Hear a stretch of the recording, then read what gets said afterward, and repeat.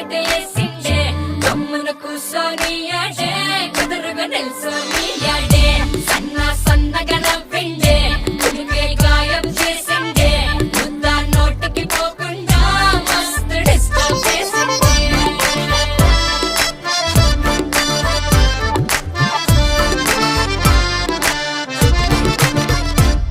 హే పిల్లారేనుప్ప పిలగాడొచ్చిండే dinner అన్నాడే date అన్నాడే